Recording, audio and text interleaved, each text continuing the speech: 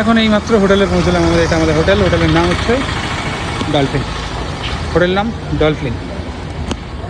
Lift থেকে বেরিয়ে এটা পুরোটা আমাদেরই জায়গা, মোটামুটি আমরা সবাই থাকছি গ্রুপে। এই হচ্ছে আমাদের ম্যান অফ দ্য ম্যাচ আসছেন, ইনি সব অ্যারেঞ্জ করেছেন, ঠিক আছে। এই পুরো ফ্লোরে, এই থার্ড ফ্লোরে পুরো আমাদেরই গ্যাং থাকছে। তো আমাদের রুমটা দেখাচ্ছি, প্রতিটা রুম একই ধরনের। এটা হচ্ছে আমাদের রুম 305।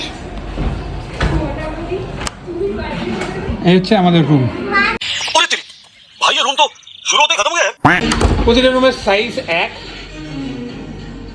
সুন্দর সুন্দর। এখানে একটা ছোট ডাবল বেড রয়েছে, তিনজনও থাকা যাবে। ওখানে একটা টি টেবিল বলতে পারো বা সাইড টেবিল বলতে পারো বিছানার। এসি তো অবশ্যই কম্পালসারি। রুমটা 10x10 থেকেও ছোটো, 10x8 লাগছে আমার। আর টিভি ওয়ার্কিং আছে, আর ওয়ার্কিং তো টিভি ওয়ার্কিং কন্ডিশন। এখানে একটা টিভির ক্যাবিনেট করা আছে ছোটো।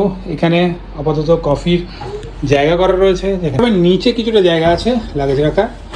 এটা একটা কি জানি না, কম্পিউটার টেবিল, ও মনে হয় কিবোর্ড রাখা যাবে, কেউ কাজ করতে পারবে নাকি। দুটো কাপ রয়েছে, টিও রয়েছে। এখানে একটা কাবার্ড আছে যেখানে এইসব জিনিসগুলো রয়েছে।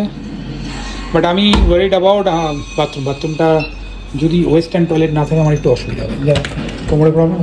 ও মাই গড, বাথরুমটা খুব সুন্দর। রুমের থেকে তো বাথরুম সুন্দর, পরিষ্কার পরিচ্ছন্ন, আর কালার কম্বিনেশনটা এত সুন্দর করা আছে, বেশ ভালো লাগছে। রুমের থেকে বাথরুম ভালো, হ্যাঁ গো, খুব পরিষ্কার। আর এখানে জামা কাপড় ঝোলাবার জন্য একটা হ্যাঙ্গার রয়েছে। দুটো বেডের দু সাইডেরই চার্জিংয়ের জায়গা আছে, মোবাইল চার্জিংয়ের। অনেক জায়গায় থাকে না। তারপরে ছোট্ট একটি ফল সিলিং আছে। ওভারঅল ঠিক আছে, এই প্রাইস রেঞ্জে আমার ঠিক লেগেছে। হোটেল ডলফিন, এ হচ্ছে মেনু অ্যানাদার ব্রেকফাস্ট, ঠিক আছে। রুমেও দিয়ে যাবে এগুলো। হ্যাঁ, থালি এখানে শুরু 120 থেকে, নর্মাল ভেজ থালি। ডিনার এখানে আনিয়ে নিয়েছি মোটামুটি একটা এগ চিকেন নুডলস, কোয়ান্টিটি অনেকটা ডলফিন হোটেলে। সাথে জয়ের জন্য একটা ভেজের প্রিপারেশন। দারুণ, জবরদস্ত, ভালো আছে, খুব সিম্পল, খুব সুন্দর। আর ওখানে 3টে বাটার রুটি আছে। আমি ভিডিওটা করতাম না, বাধ্য হলাম। কোয়ালিটি খুব ভালো, খুব ভালো কোয়ান্টিটি। এতটা রয়েছে, এতটা আমি নিয়েছি, আমার মেয়েও খাচ্ছে।